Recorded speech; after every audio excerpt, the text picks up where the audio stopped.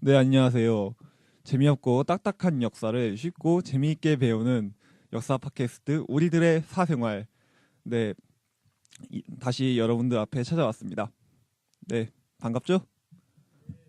네, 이번 주제는 한국 근현대 사학사라는 주제로 방송을 해보려고 하는데요. 정말 재미없고 딱딱해 보이는 주제입니다. 아, 그런가요? 네.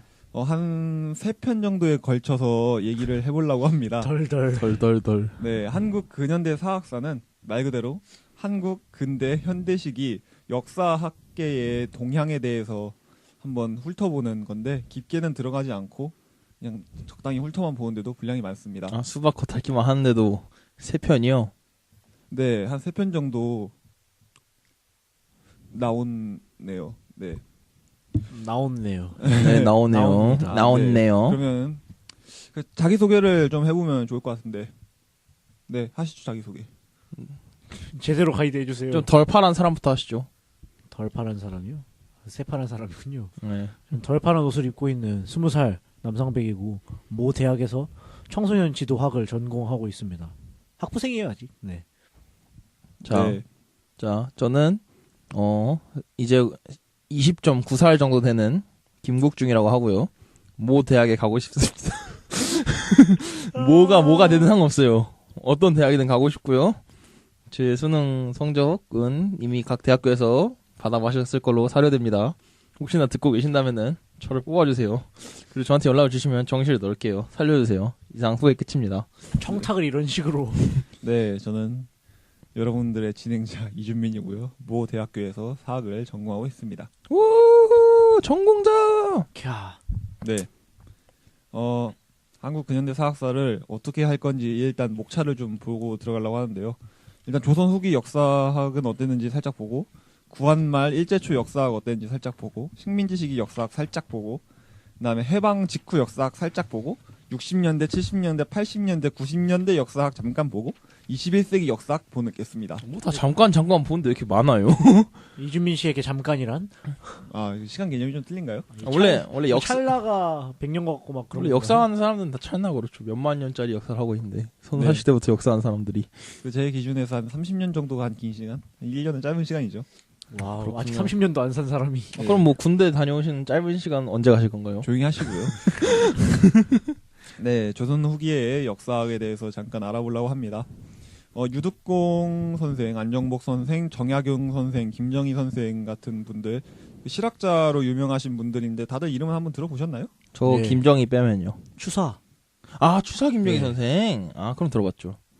네, 다음부터 호도 함께 쓰도록 네, 하겠습니다. 그러니까요. 저 김정희라 해서 여성분인 줄 알았잖아요. 네, 그 조선 후기에 이제 소위 말하는 이제 실학이라는 게 대두를 하면서 이제 역사학도 좀 어느 정도 근대적인 성격을 조금 띄는 방향으로 발전을 했는데 예를 들자면 뭐 고증이라던가 아니면 역사 인식이 바뀐다던가 하는 것들. 유득공 선생은 발해고라는 책을 썼어요. 네, 그거 고등학교 역사 교과서에서 나오는데 나와요. 나오죠. 중고등학교에서 맨날 나와요. 맞아요. 발해를 우리 역사로 인식한 거의 최초의 책이고 이 유득공이 선생의 관념은 현재 우리나라 교과서에도 인식이 계속 되고 있습니다. 남북국이란 말도 예. 이분이 쓰셨다고. 그래요? 그러더라고요. 그 이전까지는 발해를 우리 역사로 생각을 안 했거든요. 그래서 동북공정 당할 뻔했군요. 네. 어쨌든 그다음 안정복 선생은 동사강목이라는 책을 썼는데 네. 기존의 역사 소설이 너무 후져가지고 삼국 시대랑 고려 시대 역사를 새로 쓰신 겁니다. 근데 삼국에서 무엇이 정통이냐 이게 정통론이 뭐 고구려 정통론도 있었고 신라 정통론이 있었는데 그 둘이 대립을 하는 그런 게 있었어요. 네. 근데 백제 어디 있어요? 백제. 백제 정통론 없어요. 난 백제가 제일 좋은데. 나는 신라. 그래서 안정복 선생은 삼국은 특정한 정통은 없다고 하는 무통론의 입장입니다. 굉장히 오만한 분이군요. 뭐라고요? 지금까지 있던 걸 다 뒤집었잖아요. 아니 얼마나 우주 광활한 분입니까? 무통론은 그 조선 정부의 당황. 입장이었습니다. 조선 정부의 입장. 정부의 입장이었어요? 예. 그럼 뭐 봐주도록 하죠. 미친.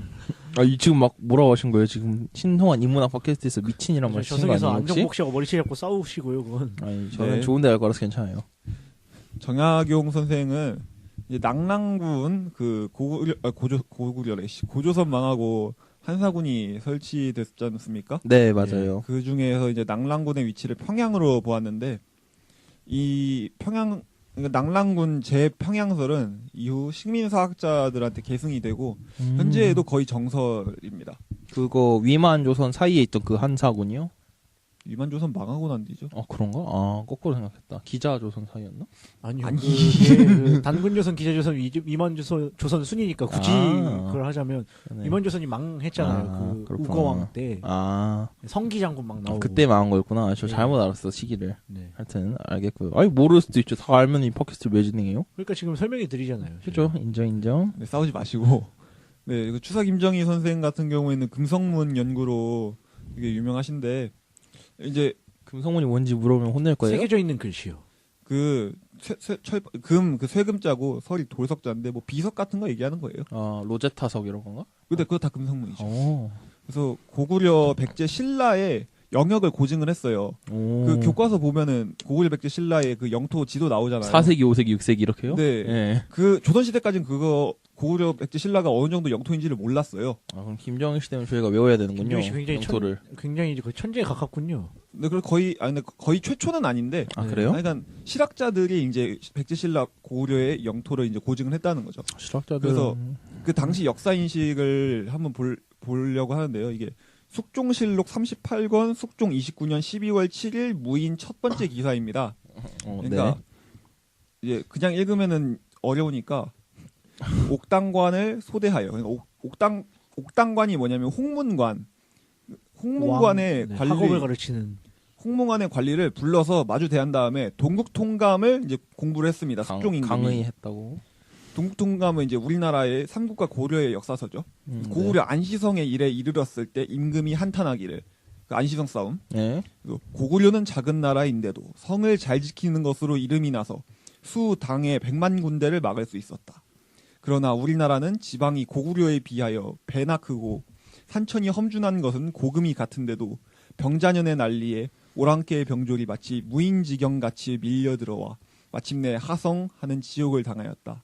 이 일을 생각하면 어느새 너무 마음이 아프다. 조선이 고구려보다 배가 크진 않죠? 그죠, 거짓말이죠? 그죠. 그러니까 이 당시에는 이제 고구려가 이제 한 평안도의 영토, 평안도나 요동반도 정도만 되는 걸로 생각을 했었던 거예요. 무지했군요. 아니 그걸 아니, 무지라고 할 수는 뭐, 없고. 뭐 무지할 수밖에 없는 지금 거죠. 시점에서는 무지한 게 맞죠. 자료나 학문이 발달하지 않았어요. 시점에서는 초등학생보다 모르는 거니까. 뭐야 그거 뭐 혼일강리 역대국도지도 보면 유럽도 되게 조그맣게 나오지 않습니까? 그죠. 모르는 거 어쩔 수 없는 거죠. 그죠. 뭐 누구야? 뭐 무슨 지도죠? 그 사람? 뭐요? 기억 안 나네. 무슨 아랍 사람이 만든 지도 있었는데 거기서 신라가 섬나라로 나오니까요. 아, 네. 뭔지 안 알려줘. 그냥 얘만 하고. 본 적은 있는데 이름이 저도 기억이 안 나요. 아시드 지도인지 무슨 기억 안 나요. 아, 그래요? 그게 기억이 안 나네. 그래가지고 하여간에 이 당시 뭐 김정희라던가 하는 실학자들이 되게 세도 정치 가문들의 후원을 받았습니다. 이게 세도 정치 가문들이 고증학을 지원을 했는데 고증학은 말 그대로 그 뭐 문헌이라든지 역사라든지 하는 거를 철저하게 고증해가지고 사실을 밝혀내는 그런 성향인데 그런 걸 왜 세도 정치 가문들이 지원을 했을까요? 자기 가문하고 조작해서 이어보려고? 자기 이어보려고 가면. 아니 그건 아니고 예. 이게 뭐냐면 그러니까 세도 정치 가문들은 철학에 대해 논하는 게 싫었던 거예요.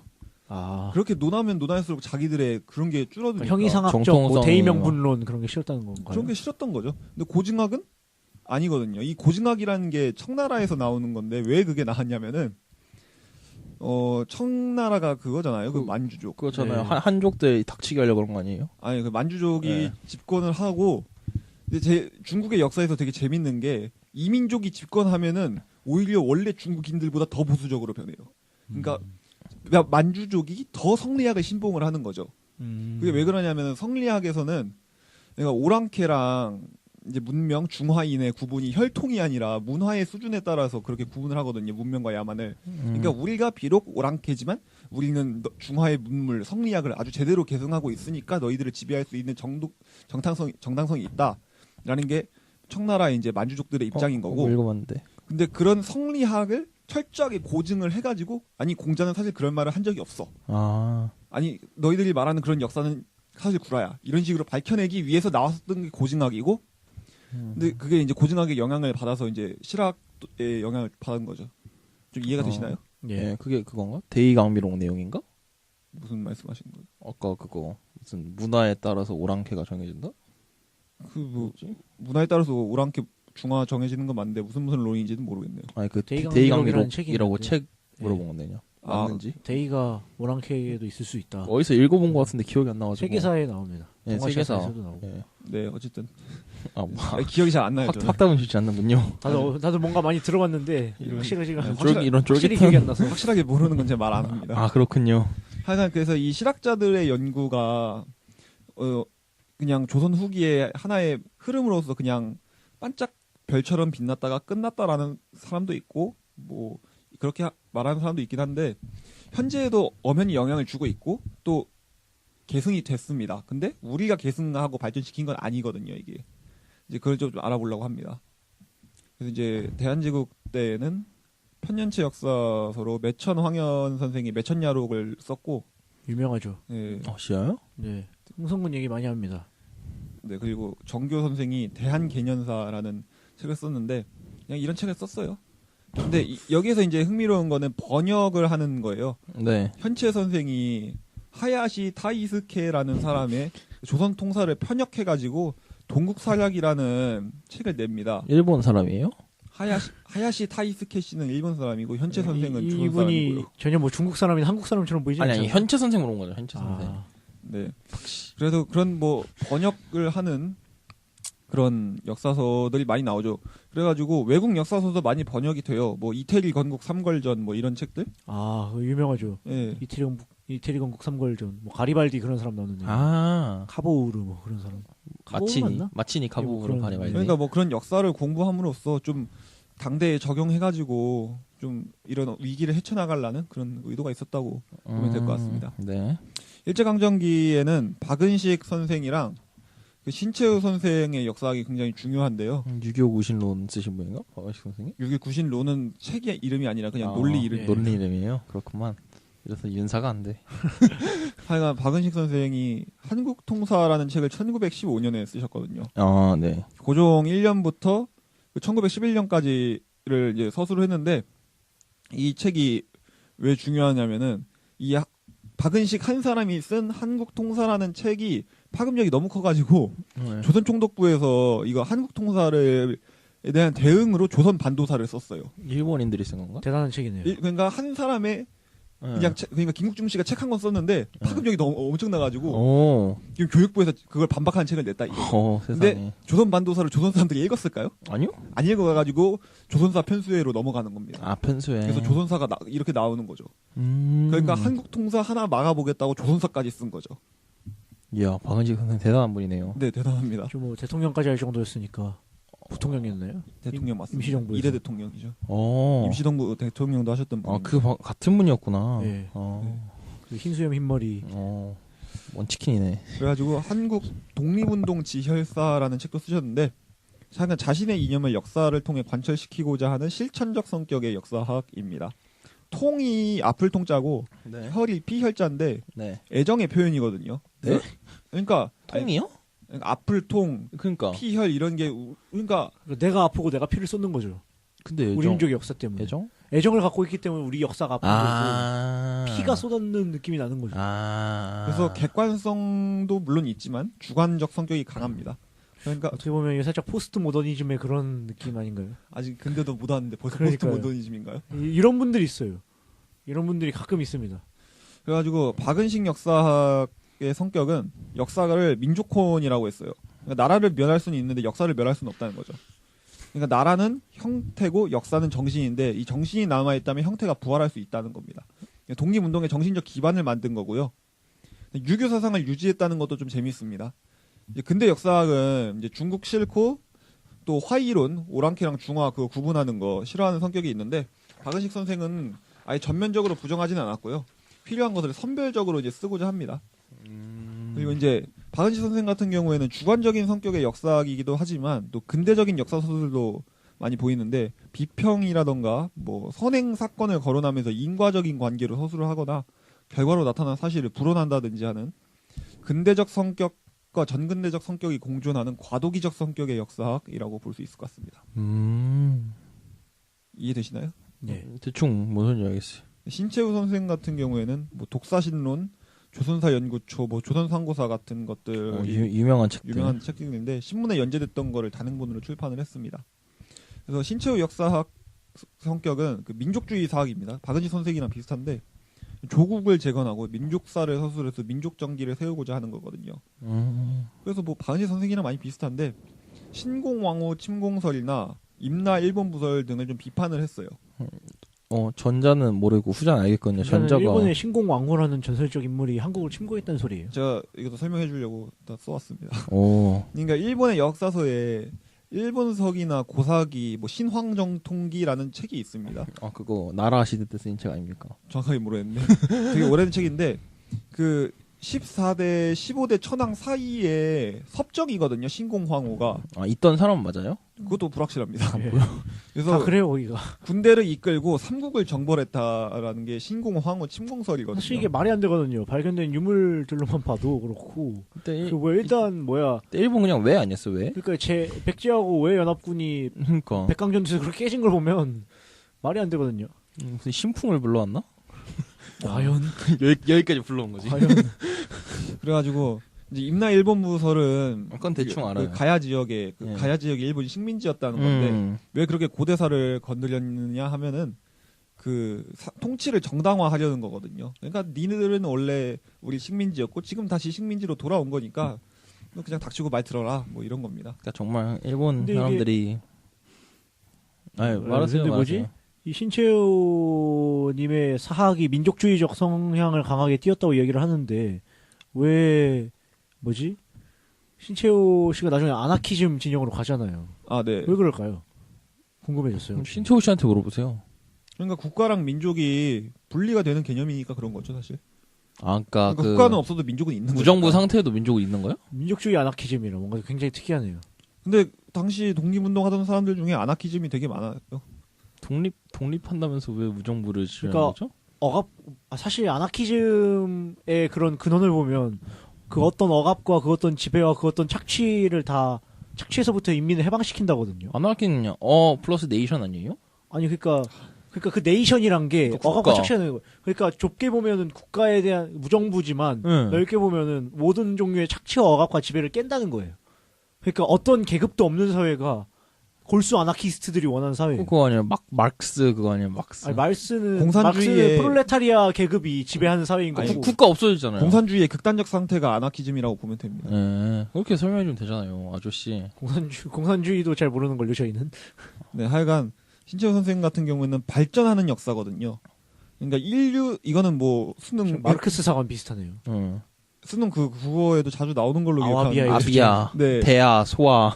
인류 사회에 나자 쓰는 아와 내가 아닌 비야의 투쟁이 시간부터 발전하며 공간부터 확대하는 심적 활동의 기록이라고 말이 참 어려운데 비문화에 그대로 나왔어요, 비문화에. 그냥 발전한다는 거예요. 근대적 역사관이거든요. 네. 이게 뭐 있잖아요. 사회진화론이라든지 그러는 것들을 이제 좀 영향을 받은 거고 사실 이게 발전으로서의 역사가 별로 안 좋은 게 그래요?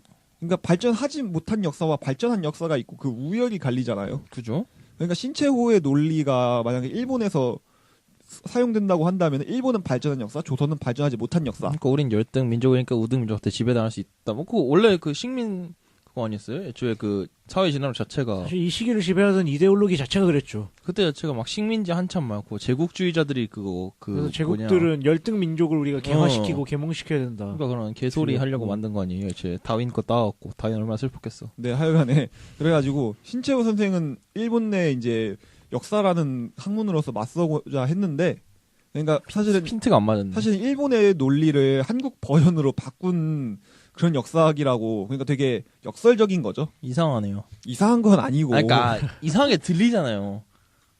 아니 그게 그 시대 아이러니한 거죠. 그러니까 아이러니 그러니까 이상하지. 모순과 이상하다는 다른 거죠. 그래요? 이게 그 뭐야? 통념상으로 이해되지 않아서. 제가 조선상고사를 조금 읽어보려고 했는데 힘들더라고요. 제가 3조선설 읽다가 때려쳤습니다. 조선상고사가 앞부분에 3조선설이 나오거든요. 고조선이 원래 조선이 3개였다.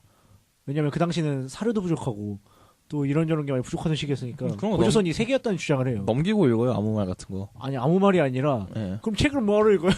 어쨌든 읽다가 발췌독. 조선 상고사 같은 경우에는 일단 신채호 선생 신채호 선생을 비롯해서 민족주의 사학자들이 다 독립운동 하시던 분들이거든요. 그래가지고 역사 자료들을 많이 못 구해가지고 이분들이 쓰신 책들의 사실 역사적인 사실은 적어요. 지금은 대부분 다 반박이 됐고 그래가지고 사실 굳이 시간 내서 읽을 만한 책들은 아니고 불쏘시개예요? 아니 그걸 또 불쏘 아니 시계라니. 좀 생각하고 말하라니까요. 그러면 뭐야? 그러면 불쏘 시계가 돼야 될 책들이 얼마나 많습니까? 하여간 그래가지고 이 책이 의의는 있어도 그 책의 내용에 뭐 굳이 기억할 필요는 없다. 그냥 이런 책이 있었다 정도만 알면 될 것 같습니다. 신채호 선생님이 참 마음이 아픈 게 이분이 또 돈도 많이 없어가지고 그런 말씀 하셨었잖아요. 내가 뭐죠? 그거 황개토대왕릉비 탁본 한 장 뜰 돈이 없어가지고 너무 슬프다고. 이게 슬프네요. 네, 이래서 사학 그런 게 지원을 많이 받아야 되는데 강철 탁본이요? 제발. 강철 탁본은 뭐야? 저희 경희대학교 사학과 학회 5개 학회 중에서 탁본 학회가 있는데 탁본 학회 FM이 강철입니다. 아 그렇군요. 제발 아무 말 좀 하지 말아주시고. 네, 알겠습니다. 네, 그래서 신채호 선생 같은 경우에는 민중이라는 거를 발견을 해요. 그러니까 고유의 조선에 자유적 조선 민중에 민중적 경제에 민중적 사회에 민중적 문화의 조선을 건설한다라는 게 신채호 선생이죠. 네, 그렇습니다. 민중. 식민지 이제 식민지입니다. 식민지 시기에 이제 역사학은 식민사학이라는 게 있어요. 이 민족주의 사학에 대응하기 위해서 이제 형성이 된 건데 이 식민사학의 아예 무에서 유를 창조한 건 아니고 일단 그 조선 후기 실학자들의 견해를 많이 참고를 했습니다. 많이 참고를 했는데 그거를 이제 약간 빗든 거죠. 예를 들자면은 뭐 정체성론이라든지 이게 정체성론이 뭐냐면은 수백 년 전 일본의 생활 양식이 조선에 현실적으로 존재한다는 건데 그러니까 일본은 지금 근대에 왔는데 조선은 아직도 고대라는 거거든요. 그러니까 그 마르크스 사학에 의하면은 역사는 고대, 중세, 근대로 발전을 하는데 조선은 아직 중세도 못 왔다는 거예요. 웃기고 있죠. 여기는 500년 이상 된 중앙집권적 왕조도 없었으면서. 그게 왜 그러냐면은 고대의 주요 생산 양식이 노예고 중세는 농노고 근대는 그 부르주아랑 프롤레타리아의 그건데 조선에 아직도 노비가 있다는 게 고대 사회라는 근거였어요. 근데 이게 왜 말도 안 되는 설이냐면은 노예가 있다고 해가지고 노예제 사회가 아닙니다. 그런 식으로 따지자면 대한민국은 아직도 노예제 사회거든요. 신안군 염전노예 보면 알 수 있듯이 노예가 있다고 노예제 사회가 아니라 노예가 생산의 주요한 부분을 담당해야 노예제 사회거든요. 근데 조선은 생산의 주를 노예가 담당한 적이 없습니다. 우리 한국사 자체를 통틀어가지고 노예는 항상 집 치우는 역할이었잖아요. 네, 그렇게 많은 역할을 하지 않았거든요. 노예들은 저희는 뭐였어요? 그럼 무슨 단계였어요? 없어요 그런 게. 아니, 마르크스 역사학이 비판받는 이유가 그거예요. 저희 왜냐면 농부가 생산됐죠. 왜냐하면 굉장히 어떻게 보면 협의한 그런 개념들로 채워넣었고 또 동양의 역사는 보지도 않았기 때문에 굳이 말하면 농노제 사회였어요? 아니 농도도 아니었어요. 동양은 마르크스 역사학과 많이 달라요. 그러니까 진행 방향이. 하나도 안 맞는 거를 끌고 와가지고는 이게 적용을 한 게 식민지 시기의 그 정체성론인데 완전 개소리입니다 이거는. 아 근데 낚일 수도 있죠. 정체성론이 이게 정체됐다는 거예요. 멈춰 있다. 아 그래서- 정체였어요? 네, 멈춰 있다. 네. 아 거기서 멈춰 있다. 너희는 그 정도다. 너희는 아직 멈춰 있다. 우린 계속 진보하는데. 그래서 이게 봉건제 결여론인데, 그러니까 조선은 고대, 우리는 근대, 너희는 봉건제 없고 스스로 발전하지 못하고 외부의 개입이 필수적이라는 게 이 봉건제 결여론입니다. 봉건 사회 아니었어요? 조선? 근데 조선은 좀 봉건도 특이한 봉건이잖아요. 뭔가 영주나 그런 뭐 중국의 그런 왕들에게 봉토를 하사하고 뭐 받고 뭐 일본의 다이묘들이 그랬던 것 그런 게 아니라 솔직히 저는 조선이 그 삼국 중에서 가장 중앙 집권이 잘 됐다고 생각을 하거든요. 행정 체계도 굉장했고 국뽕이 아니라 저는 그렇게 봐요. 마르크스 역사학은 이제 간단하게 얘기를 드리자면 마르크스는 어떻게 얘기를 했냐면은 중세 농노제, 그다음 근대 자본주의, 그다음에 이제 미래의 공산 사회 딱 이렇게 3단계만 얘기를 했습니다. 역사 발전 5단계에서는 스탈린이 만든 거예요. 아 그래요? 네. 그래서 원시 공산 사회, 고대 노예제 사회, 중세 봉건 사회, 근대 자본주의 사회, 현대 공산 사회 이렇게 5단계로 발전한다는 게 스탈린의 역사 발전 5단계설인데 스탈린이 막스주의를 약간 이제 연구해가지고 수정한 거니까 막스주의라고 말해도 오류는 아닙니다. 근데 하여간에 고대는 노예가 주 생산 양식을 담당한다는 게 고대 노예제 사회인데 우리나라는 전체 역사 통틀어 가지고 노예가 생산의 주를 담당했던 적이 없고요. 중세 봉건제 사회에는 농노제라고 해가지고 그냥 권력의 파편화가 됩니다. 그러니까 왕이 있는데 왕이 별로 권력이 없고 대신 봉토를 부여받는 신하들이 왕과 이 주종 관계를 맺은 다음에 농노라고 하는 토지에 예속된 농민들을 부려가지고 그 사람들이 생산을 한다는 건데 봉건제도 우리 역사 내내 한 번도 없었어요. 그죠. 응? 그래요? 예. 뭐 왜? 어디 있었어요? 고려시대 전주 후삼국쯤 비슷하지 않았어요? 근데 짝짝 세고? 후삼국은 그게 딱히 그들이 왕의 명분을 빌리진 않았던 것 같아요. 그래서 막 그런 거 있었잖아요. 뭐 도참 사상, 예. 막 그런 풍수지리 예. 그런 거 하늘 뭔가 초월적인 것으로부터 권위를 부여받았지. 이 시대의 영주들은 그러니까 봉건제 사회의 영주들은 어쨌든 왕의 명령이고 왕의 신하 그런 거니까 기사들이 봉건제 사회에 충실한 일꾼들 아닙니까? 그죠, 그래서 그죠. 아서왕 이야기 보면 뭐 우리의 자랑스러운 왕 아서의 이름으로 너를 처단한다. 그런 게 봉건인데 그런 적이 없어요 한국 사회는. 충성하면 그냥 충성하는 거고 반역하면 반역하는 거지. 하여간 그런 게 이제 정체성론이고 당파성론이라는 것도 있습니다. 그게 뭐냐면은 분열해가지고 싸우는 게 조선놈들 본성이라는 거거든요. 그건 뭐 요즘도 막 사람들이 많이 쓰죠. 많이 씁니다. 뭐 그건. 뭐야 그게 뭐 다 이덕일 때문인데 노론소론 싸우는 것도 다 니네 그 특성이고 동인서인 나눈 것도 다 특성이다. 그래서 한국인들은 분열될 수밖에 없다. 그런 거예요. 그 조선 후기의 당파 싸움, 당쟁을 이제 그런 식으로 왜곡을 한 건데 당쟁은 이제 지금으로 치자면 사실 정당 정치에 약간 발전하기 이전 단계? 그러니까 정당 정치랑 비슷한 면이 많이 있거든요. 굉장히 수준 높게 싸웠는데 그것도 모르고 이 사람들이 물론 변질돼가지고 이제 좀 안 좋은 상태로 나가고 그런 게 있는데 이제 붕당 정치를 없애면서 나오는 게 사실 세동 정치거든요. 그러니까 견제하는 사람들이 없으니까 이제 망하는 건데 저 호랑이 없으니까 여우가 왕이라고. 뭐 그렇게 말을 할 수 있을 것 같고 그 다음에 타율성론입니다. 아까 얘기한 것처럼 그 스스로 발전 못한다는 거거든요. 그래서 임나일본 무설 또 타율성론이고 만선사관이라고 있어요. 그러니까 조선은 독립적으로 발전 못하고 만주 지역과의 연동을 통해서 발전을 한 건데 이게 그 만주국 세우고 나서 만선사관이 나오는 거거든요. 그래가지고 막 다 엮는 거예요. 막. 만주국이 뭐죠? 만주국이 1931년 만주사변 이후에 그 만주사변을 일으키고 나서 일본이 걷다 세운 괴뢰국이에요. 그러니까 만주 지역을 일본이 가서 군합발로 짓밟고 사람들 죽이고 한 다음에 걷다 나라를 세웠는데 거기 왕을 청나라 황제로 세웠어요. 마지막 황제 푸이라고. 푸이, 예. 예. 그 사람이 만주국 황제를 했었어요.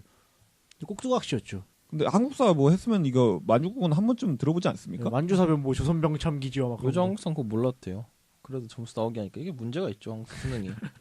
네, 뭐 그렇고요. 또 이렇게 사람을 망칩니다. 반도성론이라는 것도 있어요. 그러니까 우리가 왜 정체됐느냐? 너희는 반도 놈들이어가지고 그렇다라는 거가 이제 지정학적 특성에서 정체적 역사의 원인을 찾고자 한 건데 이것도 노답이죠. 이탈리아 반도를 몰랐나 봐요. 그러니까 이게 좀 웃기죠. 일본은 이탈리아랑 동맹 맺었는데 그러니까요. 참 웃긴 사람들입니다. 예. 그래서 이제 식민지 시기 역사학에서 또 실증사학이라는 게 있거든요. 그러니까 문화주의 사학이라는 것도 부르는데 이제 한국에서 이제 일본에서 공부한 이제 사학자들, 실증사학자들을 중심으로 1934년 진단학회라는 게 형성이 됩니다. 그 진단학회에서 이 진단이라는 게 이게 우리나라를 뜻하는 또 다른 말입니다. 어쨌든 진단이요? 특이하네요. 진단? 정확하게 제가 기억이 안 나네요. 한자로 어떻게 써요? 기억이 안 나네요. 한번 검색해 보세요. 아, 네, 알겠습니다. 이 진단학회 그러니까 그 문화주의 사학은 일본에서 형성된 문헌 고증학적 학풍을 계승을 했거든요. 이게 어떻게 계보가 되냐면 독일의 근대 역사학 그러니까 랑케 사관을 랑케, 예. 영미권에서 왜곡을 해요. 일단 그러니까- 1차 외국이 들어갔고. 그러니까 예. 랑케 사관이 무조건적으로 객관성만 찾는 건 아니거든요. 예, 그거 나왔어요. 비문하게. 예, 그런 게 아님에도 불구하고 이제 영미권에서 무조건 그냥 객관성만 추구하는 그냥 객관 뽕 맞은 사학으로 왜곡을 하고 객봉이라니. 객봉. 그렇게 왜곡된 거를 일본에서 받아들여 가지고 이제 문헌 고증학이라는 게 나오는 거죠. 이제 좀 정말로 객관 뽕 맞아 가지고 객관성만 추구하는 그걸 이제 한국에서 받아들여 가지고 이제 실증사학이라는 게 나오는 건데 모든 역사학은 실증사학이어야 해요. 주관성이 들어갈 수도 있고 안 들어갈 수도 있지만 당연히 고증이나 그런 건 필요한 거니까. 그죠? 그래서 순수 학문으로서 조선의 문화를 연구를 했어요. 근데 이제 실증사학에 대한 비판이 그냥 구성원들이 일단 일본 기관에 참가했던 친일파들입니다. 대체로. 세상에. 이병도 같은 사람. 이병도를 두둔하는 사람도 있기는 해요. 이병도 씨가 친일파가 맞아요?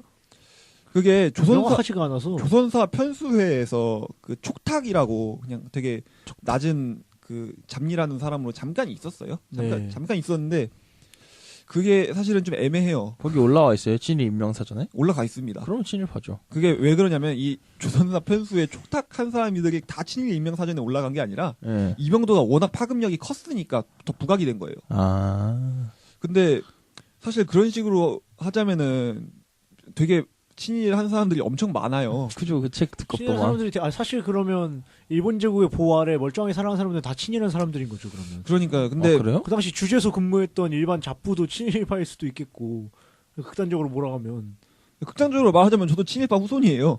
다 그렇죠. 왜냐하면 일제시대 독립운동 안 했잖아요. 그 저희 어머니 고조 할아버지 그 양핵자 기자 할아버지가 그 일제 때 면장을 하셨잖아요. 저번에 나왔었죠. 저번이 아니죠. 저번에 한번 이야기를 나눠봤죠. 네, 이 얘기를 했었죠. 근데 저희 우리들의 사생활은 이 녹음 시점에 대한 얘기를 금지하는 걸 원칙으로 하고 있습니다. 네, 어쨌든 뭐 어쩌라는지 모르겠네요. 짜증나게 보네. 네. 사관이 없는 사료의 나열이나 불필요한 정도의 복잡 기괴한 사료 고증이나 그냥 읽지 마요. 백과 설명을 좀 해달란 말이야. 백과사전적 박학을 과시하는 경향이 있다고 비판을 했는데 그러니까 그냥 사실 나열하고 그냥 이렇게까지 고증을 해야 되나 싶을 정도로 복잡 기괴하게 사료를 고증하고 그냥 난 아는 게 많아라고 하면서 그냥 지식만 과시하는 그러니까 역사학의 의미를 상실했다고 욕을 먹고 민족주의적 역사학에서는 그냥 사료에만 집착하면서 역사의 주체가 뭔지 역사를 어떻게 인식하는지가 다 결여된 사관이라고 비판을 했습니다. 김국중 씨 마음이 상하셨나요? 아니 이미 올라왔어요, 아저씨. 아니 이미 시기가 돼 있는데 올라가 있다니까 그거 벌써? 네 어쨌든 네 일단은 한국 근현대 사학사 1회는 여기까지 하려고 하는데 뭐지? 네 이제 남은 건 다음에 하는 거죠. 이거 아니에요, 마르크스? 그건 다음 화에서. 아 시간 때문에 오케이. 네, 오늘 소감 한번 듣고 끝낼게요. 남상부 소감이요? 오늘은 좀 어렵네요. 확실히 전공 지식들이 많아서 그런지. 네. 네. 저는 잠깐 일단 4시까지 잠깐 PC방 갔다 올 테니까 두 분이서 진행을 하고 있었으면 좋겠습니다. 저 오늘 일단 하나도 못 알아먹었고요. 엄마 보고 싶네요. 아 처음으로 우리 국중 씨께서 사학에 대한 칭송을 하지 않았어요. 아 이거는 아닌 것 같아. 안 맞는 것 같아. 사학이 안 맞네요 오늘 몸에 오늘. 이 사학사라는 거는 이제 역사를 제대로 하고 싶으면 한 번은 훑어봐야 됩니다. 이게 오늘은 약간 부제목이 안 맞네요. 오늘 그냥 그대로 딱딱한 그대로였어요. 미안합니다. 이게 워낙 근데 재미없는 거를 재미있게 가르치기 쉽지 않습니다. 재미없는 건 그냥 재미없게 배워야 돼요. 아니 그런 식으로 부정했다. 왜 그러냐면 재미있는 역사를 재미없게 가르치는 걸 저는 뭐라고 하는 거지? 재미없는 역사는 원래 재미없으니까 재미없게밖에 못 가르칩니다. 그런 그렇다고 거였어요? 하면 이게 굉장히 네. 신박한 패러다임이네요. 근데 네. 오늘은 너무 그냥 지식의 나열이어가지고 아니 맞잖아요. 이거를 한번 훑어봄으로써 어떻게 지금 우리 역사학이 추구하는 방향이 만들어졌는지를 알 수가 있거든요. 바뀌어가는지 과정을요. 네, 바뀌어가는 과정을 보면서 이제 해방 후의 역사학 정도 보시면 그래도 좀 나을 것 같습니다. 네, 어쨌든 오늘 방송 여기까지 하겠고요. 다음 화에서 찾아뵙도록 하겠습니다. 감사합니다. 와. 감사합니다.